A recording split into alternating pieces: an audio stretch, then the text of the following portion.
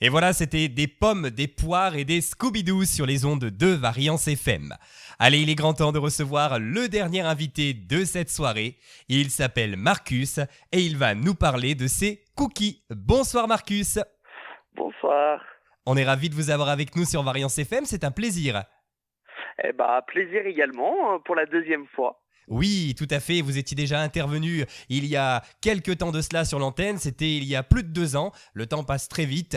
Et on a encore une fois beaucoup de choses à dire sur vos cookies. Alors, je ne vais pas développer immédiatement. On va commencer tout d'abord par parler de votre parcours. Et justement, qu'est-ce qui vous a donné envie de vous lancer dans la fabrication de cookies? Et comment sont nés les cookies de Marcus? Expliquez-nous. Alors, les cookies de Marcus déjà sont nés en février 2021, pendant le deuxième confinement, car pour moi c'est un souvenir assez important de mon enfance, parce que je faisais beaucoup de pâtisserie et notamment beaucoup de cookies.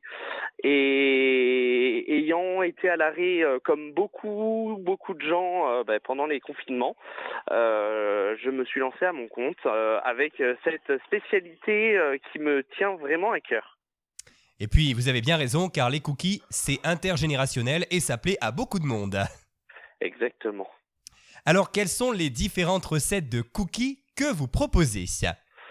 Alors, on en propose énormément parce qu'on a en fait des offres sucrées, des offres salées, des offres plutôt classiques ou des offres vraiment très gourmandes. Donc, en fait, il y en a vraiment pour tous les goûts. Ah oui, absolument. Et alors, où trouvez-vous vos idées de recettes? Est-ce que ce sont vos idées personnelles ou alors est-ce que vous vous inspirez peut-être de quelque chose en particulier? Alors, avec ma compagne, on a déjà énormément d'idées, on travaille beaucoup en saisonnalité, mais on s'inspire quand même un petit peu de tout ce qui se fait sur les réseaux sociaux, voilà, comme sûrement beaucoup de personnes, mais c'est un nid d'informations, donc on essaye et on voit si ça nous plaît, si ça plaît aux gens. D'accord. Et alors, quels sont les ingrédients qui entrent dans la fabrication de vos cookies et d'où viennent-ils? Alors, je pense comme 99% de personnes qui fait des cookies, on est sur farine, œufs, sucre, beurre, etc. Mais la petite différence en fait que nous on prend, c'est qu'on travaille avec des producteurs et éleveurs locaux, notamment pour les œufs. Donc, on se fournit avec les œufs de Julien à Niserolles, et pour notre farine, nous fournissons à La Palisse. D'accord, eh ben écoutez, c'est plutôt chouette de faire travailler également des producteurs locaux. Il faut rester finalement dans le commerce de proximité, c'est important. Tout à fait. Et alors, du coup, quels sont les secrets d'un cookie réussi? À quoi faut-il être vigilant lors de sa fabrication? Alors nous sommes surtout vigilants au grammage en fait. On essaie vraiment d'avoir une rigueur quasiment industrielle, mais toujours avec une grosse pâte artisanale. Et après voilà, faut faire attention aux produits qu'on utilise, je pense, pour avoir des cookies de bonne qualité. Et alors, en termes de texture, que pouvez-vous nous dire sur vos cookies? Certaines personnes les préfèrent croquants, d'autres plus moelleux. Mais alors, qu'en est-il des fameux cookies de Marcus? Pour les cookies de Marcus, on s'est vraiment développé avec des cookies plus moelleux.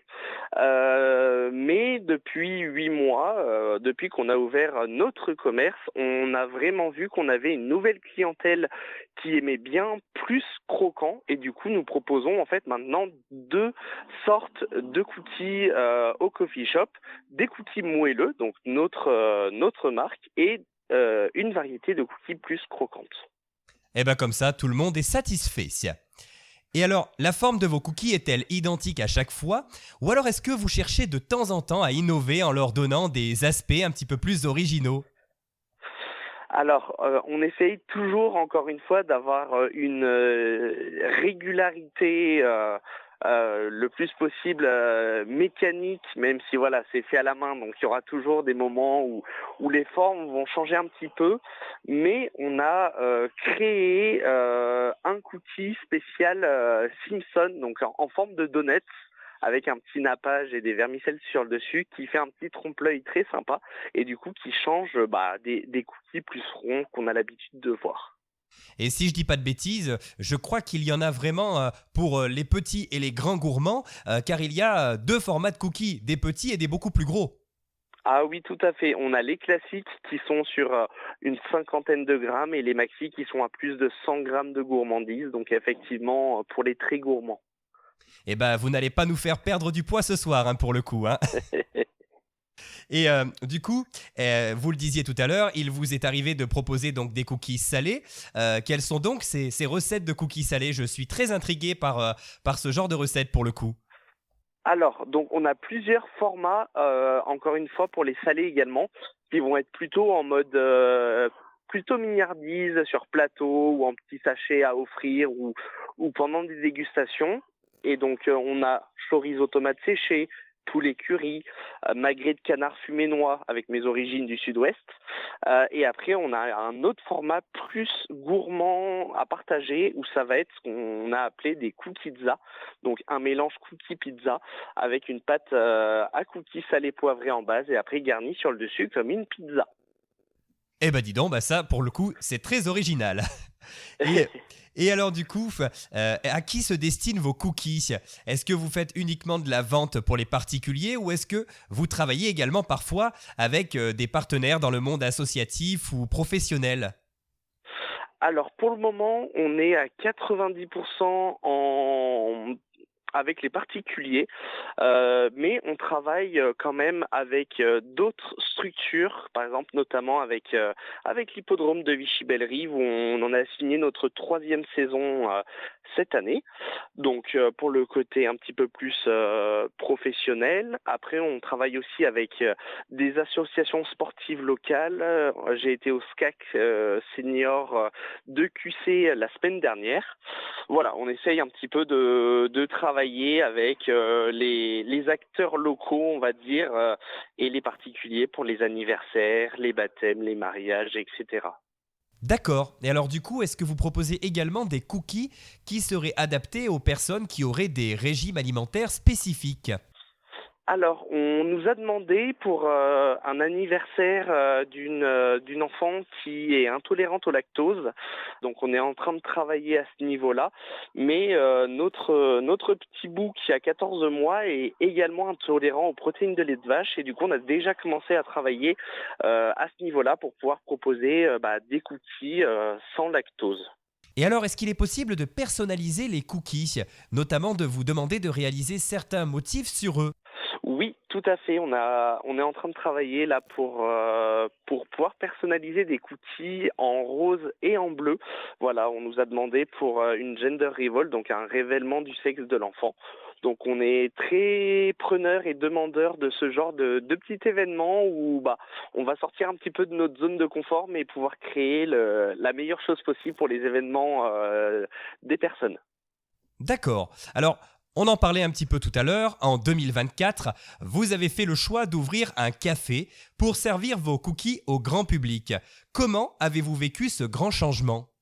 Eh ben, ça a été effectivement un très gros changement parce que, bon, ayant déjà été papa en 2023, j'ai l'impression d'avoir un nouveau bébé en 2024, sachant que je me suis cassé la clavicule à peine 10 jours avant d'ouvrir, donc ça a été vraiment compliqué, mais en même temps, on était très excités par l'idée justement de pouvoir enfin ouvrir un coffee shop parce que c'est vraiment un projet que j'avais dès le tout début en fait de l'entreprise en 2021.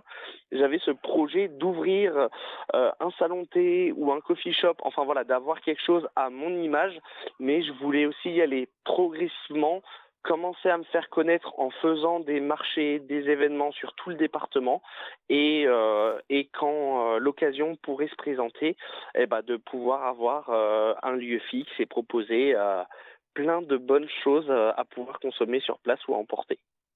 D'accord. Et alors, ce changement a été l'occasion pour vous de développer des recettes un petit peu innovantes à base de cookies. Expliquez-nous quelles sont ces nouvelles recettes que vous proposez. Alors du coup, on propose aussi tout ce qui va être brownie, brookie, donc une base de cookies au chocolat et de brownie sur le dessus. On fait également des crookies, donc des croissants fourrés à la pâte à cookies. On fait vraiment des maxi cookies très gourmands, pardon, avec du M&M sur le dessus, des façons sneakers, des beurres de cacahuètes, avec des fruits de saison, donc chocolat blanc fraise qu'on a hâte de pouvoir retrouver bientôt dès que ça sera la saison. Voilà, des choses très gourmandes mais qu'on peut pas forcément trop se permettre d'amener sur les petits marchés extérieurs.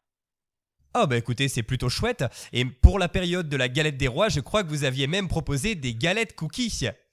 Oui, tout à fait, des 8-10 personnes et on a été très contents, les gens étaient ravis et ça change de la galette frangipane que malheureusement des fois les enfants n'aiment pas trop, ils préfèrent quand il y a beaucoup de chocolat et des gros cookies, donc c'est vrai que c'était une évidence en fait de faire ces galettes cookies. Alors, nous sommes en 2025, il s'est passé beaucoup de choses pour vous, on l'a dit en 2024. Quels sont les projets pour cette année? Est-ce que vous avez peut-être des nouvelles recettes dans les tuyaux, des choses un petit peu innovantes qui vont arriver?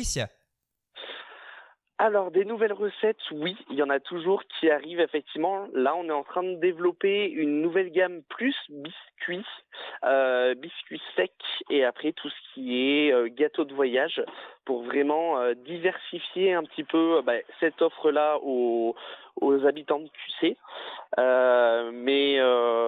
Alors, je veux pas trop en dévoiler, mais on va mettre tout ça en temps et en heure sur les réseaux.